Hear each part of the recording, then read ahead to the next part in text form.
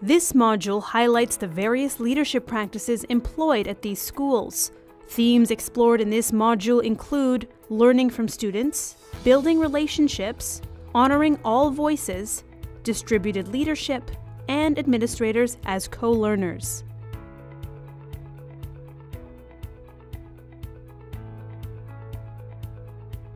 Strong leadership in mathematics not only comes from effective instruction, but from recognizing that leading and learning is a reciprocal and lifelong process, and school leaders have a unique role to play in working to build a collaborative environment that maximizes teaching and learning in schools. Nick Arundine, the principal of Eastwood Public School, values all voices in the school community and is always learning from the students. We cannot only say that we're all learners and then we don't show people that we're learners. Coming into this school mid-year as a principal, he said he wasn't afraid of being vulnerable and that it's important to learn about what students value in their lives. For example, he sat in on a class about computer coding. I'm not afraid to make mistakes. The kids were actually telling me and showing me what needed to get done and how do we go about coding and what this means and that sort of thing. So it was a real true essence that I don't know, and they knew that I didn't know. But because of their ability to communicate with me how to go about it, they got a sense that I appreciated their work and they appreciated me for coming in. James Cowper was the former principal. He explained the school had a time-tested motto that helped foster a culture of shared leadership and shared ownership of learning for all students. We are all leaders, we are all learners, and it stuck. And you would still hear the kids talk about it today, because we changed our mottos on a regular basis almost every year to reflect where we were in our learning and what we were doing. To sustain success, it is important for leaders to develop buy-in with respect to the teaching and learning in mathematics. So how did Nick come into his new environment and learn to build upon its strong foundations in mathematics? I had a staff entry survey where I gathered some information, and I've oftentimes sat in on various PLCs with the staff, small group, so that they see me as a learner, and I'm valuing and honoring with the work that they're doing within the classrooms. Nuja Punjabi also recognized the importance of evidence-informed decision-making and grounding her actions in the research and the monitoring of impact when she started as the principal at Great Lakes Public School. I used the school effectiveness framework at that time to design a kind of a survey to gather the celebrations, the strengths of each staff member, and also what is it that that is happening here, which is really good, but where do we want to go next? So that became our success criteria, you name it, our goal setting and our plan for the future. And where did they want to go next? They really wanted to do some work in math. So it didn't come from me, it came from our staff. At Clairville Junior School, the principal, Sandra Thomas, said she engaged with staff openly to learn about the needs of the school, valuing the experience, the expertise, and the voice of all staff.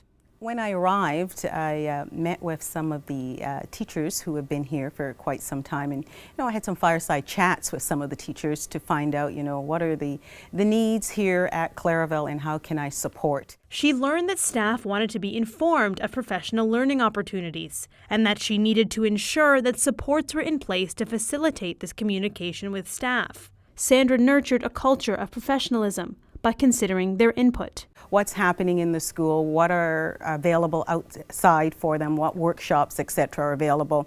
And I've made sure I've done that through our direct line and our deputy bulletin that we get weekly. Sandra also took it a step further and aimed to distribute leadership by creating a collaborative leadership team to discuss and plan next steps based on the needs of students and staff, which in turn allows for sustainability. She recognized the need to invest in professional capital, given her focus on sustainability and cultivating the necessary knowledge, skills, and attributes among her team. I had the 2 curriculum chairs as part of the team, a member from the grade 3 team and a member from the special education team, and also a member from the junior division as well.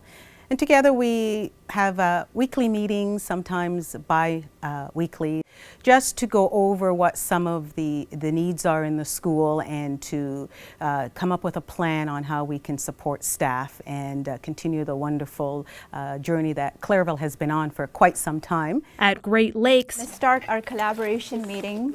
teachers and admin collaborate through shared debriefings of student work to reflect on what good mathematics looks like and how learning from conversations can help inform instructional practice. They know the process, they know how to show their thinking with pictures, they know how to explain it with a number sentence, and they know how to communicate it this time. Leadership involves being a co-learner and a willingness to participate in and build upon professional learning to support staff in driving purposeful peer interaction. By creating an environment of connected autonomy, peer interaction grows beyond mere collaboration. It becomes the social and intellectual glue of the organization. Continue to create the teacher-powered school because when teachers are empowered, learning happens. One key ingredient to mobilizing professional learning for teachers is sometimes easy to forget. They need time. Just having the opportunities and the time to actually discuss in groups and with partners, with peers, has been really beneficial. And I think it really empowers people. And I think the administrators have been very respectful of teachers' efforts and their desire to learn and to improve and to develop student success. James sums it up by elaborating on Eastwood's motto and how a principal can encourage staff to be both a leader and a learner. Taking a learning stance means that you are looking for opportunities to learn everywhere and that you are willing to take risks to try new things, knowing that they may not work out. And those risks and vulnerabilities are essential for the principal, the vice principal, the instructional coach, all the teachers, and most definitely all the students.